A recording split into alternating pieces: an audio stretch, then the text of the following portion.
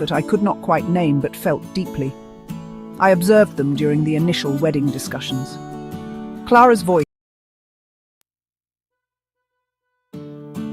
The late spring air at Ashworth Manor usually hummed with a gentle warmth, but this year a chill had settled. My grandson James was to be married. His fiancée, Clara, was a woman of sharp ambition. One might even say of pointed ambition. I had tried to welcome her. I offered tea. I spoke of family history. She, however, seemed to view these traditions with a polite yet dismissive air. James, once so open, now seemed guarded around me. His eyes would often dart towards Clara, as if seeking her approval before he spoke. It was a subtle shift, yet it pricked at my heart like a hidden thorn, a discomfort I could not quite name but felt deeply. I observed them during the initial wedding discussions.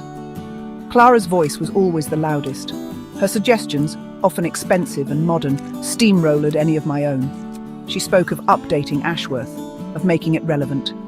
I wondered if she understood what relevance truly meant, or if she simply meant making it hers. James would nod along, a shadow of the boy who once eagerly listened to my stories of the estate. He seemed eager to please her, perhaps too eager. This eagerness, I suspected, came at a cost he was not yet aware he was paying, but one that would become apparent. One afternoon, I was arranging roses in the library. Their voices drifted from the adjoining study. The door was ajar. "Once we're married, darling," Clara's voice, like cut glass, reached me. "We can persuade Eleanor to sign over the East Wing. It's practically falling apart anyway. And then, the South Lawns for that new development project I mentioned." My blood ran cold. Persuade. Such a gentle word for such a predatory thought. James murmured something indistinct in reply, but there was no protest. No defense of his grandmother or his ancestral home. The silence that followed was more damning than any words. The roses suddenly seemed too vibrant, their scent too sweet for the bitter taste in my mouth.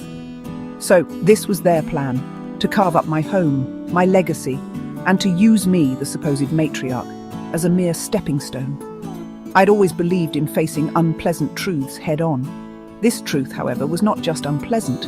It was a betrayal woven into the very fabric of what should have been a joyous occasion. I knew then that I could not simply stand by. I had to act. The wedding preparations continued, a charade of happy families. Clara, emboldened, made more decisions without consulting me. The guest list mysteriously expanded with her associates. My own old friends were relegated to less prominent tables. She chose a starkly modern theme. It clashed terribly with Ashworth's gentle, aged charm. Each choice felt like a small, deliberate erasure of my presence, my taste, my history within these walls. James, when I tried to speak with him, would offer vague excuses. He was too busy. Clara was handling the details. He avoided my gaze more often than not these days. His loyalty, once firmly rooted in family, now seemed entirely transplanted to Clara's side. She was a clever gardener, tending to his affections with careful manipulation. I saw her whisper in his ear at dinner parties. I saw him frown when she subtly criticized something I had said or done. It was a masterclass in undermining, executed with a smile. The James I knew, the boy who climbed the ancient oaks in the grounds and confided his dreams to me, was fading. In his place stood a man I barely recognized, a man seemingly eager to shed his past and his grandmother for a future Clara had designed. Clara began to treat Ashworth as if it were already hers. She directed the staff with an air of ownership. She even spoke of renovations to my private sitting room. "It could be a wonderful yoga studio, Eleanor," she'd said, her voice dripping with false sweetness. "You could join us." The audacity was breathtaking. I simply smiled, a thin, polite smile. Inside, however, a storm was brewing. My hurt was real, a deep ache. But beneath the hurt, a steely resolve was forming. They thought me a relic of the past. They would soon learn that relics can possess unexpected strength and wisdom. The betrayal was not just about property. It was about respect, about love, about the bonds that should tie a family together. They saw me as an obstacle, an inconvenience to be managed until they could take what they wanted. They underestimated me. They mistook my quiet dignity for weakness, my patience for passivity. This underestimation would be their undoing. I began to make my own plans, quietly, discreetly, with the precision of a seasoned chess player anticipating the final decisive moves of a complex game.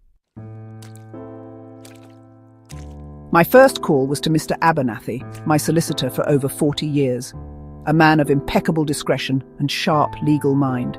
He listened patiently in his dusty, book-lined office as I laid out the situation. Not the emotional turmoil, but the facts, the overheard conversations, the subtle yet clear intentions of James and Clara. He did not seem surprised. He had seen much of human nature in his long career. He simply nodded, his gaze thoughtful. "We shall review everything, Eleanor," he assured me. "Every deed, every codicil. We will ensure your wishes are protected, unequivocally." The following weeks were filled with quiet activity. I pored over documents late into the night. Estate plans, trust agreements, my late husband's meticulously crafted will. Things I had not needed to examine in detail for years. Each signature, each clause, was a reminder of the legacy I was now fighting to preserve. I made several discreet trips to the city, visits to financial advisors, consultations with charity organizers. My plan was taking shape, solidifying from a painful necessity into a clear, actionable strategy. A strategy that would turn their anticipated triumph into a stark lesson. Throughout this time, I maintained my composure. I attended the pre-wedding dinners. I smiled at Clara's saccharine pronouncements. I even offered James advice on his speech, which he politely declined. They saw an old woman, perhaps a little frail, a little out of touch. They did not see the meticulous mind at work. They did not sense the unwavering determination hardening within me.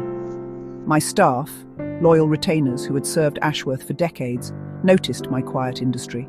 They asked no questions, but their discreet support was a comfort. They knew the true heart of Ashworth Manor. The disrespect continued, often subtly, sometimes overtly. Clara once misplaced my invitation to a crucial catering tasting. James forgot to mention a change in the rehearsal dinner venue. Each slight was a small cut, but they only served to strengthen my resolve. I was not merely reacting to their betrayal. I was preparing to redefine the terms of engagement. They believed they held all the cards. They were about to discover that the deck had been reshuffled, and I was dealing the final hand. The game was far from over. The wedding day dawned, ironically bright and beautiful. Ashworth Manor gleamed. The gardens were immaculate. Clara was radiant, a vision in white, her smile triumphant. James looked handsome, if a little nervous. The ceremony itself was brief, almost perfunctory. As they exchanged vows, I watched them. I saw not a loving couple embarking on a life together. I saw a partnership, a business arrangement built on a foundation of deceit. My heart ached for the James I once knew, the grandson I had loved so dearly, now lost in this charade. At the reception, the champagne flowed. Speeches were made. The best man told amusing anecdotes. Clara's father spoke of his daughter's ambition with pride. Then it was James's turn. He spoke of love, of a future with Clara. He glanced at me once, a fleeting, almost guilty look. When he finished, and before the applause fully died down, I rose. A hush fell over the room. All eyes turned to me. "I too would like to say a few words," I announced, my voice clear and steady. Clara shot James a nervous glance. He looked uneasy. "Today, we celebrate a union," I began, my gaze sweeping across the assembled guests. "And unions often bring changes." I paused, letting the words hang in the air. "James, Clara, I've heard your plans for Ashworth, your discussions about its future, and indeed my own." A shocked silence descended. Clara's face paled. James looked horrified. "You have been most proactive in your planning." My voice remained calm, devoid of accusation, yet heavy with implication. I could feel the collective intake of breath from every corner of the grand hall. "Therefore," I continued, my eyes meeting theirs directly, "I have made some plans of my own." I produced a small, leather-bound folder. "Effective today, Ashworth Manor, its grounds, and the entirety of the Ashworth Trust are hereby transferred to the newly established Ashworth Heritage Foundation, a foundation dedicated to preserving this estate and supporting local arts and education." Gasps rippled through the room. "James," I said, my voice softening slightly, "you will receive a modest annual allowance, contingent on your demonstrating genuine personal growth and responsible choices." "Clara," I turned to her, my expression unreadable. "Your name, regrettably, does not appear in these new arrangements. You have your ambition. I trust it will serve you well. The triumph was not in their downfall, but in the quiet assertion of truth and the preservation of legacy. Ashworth was safe, and I, its matriarch, had spoken.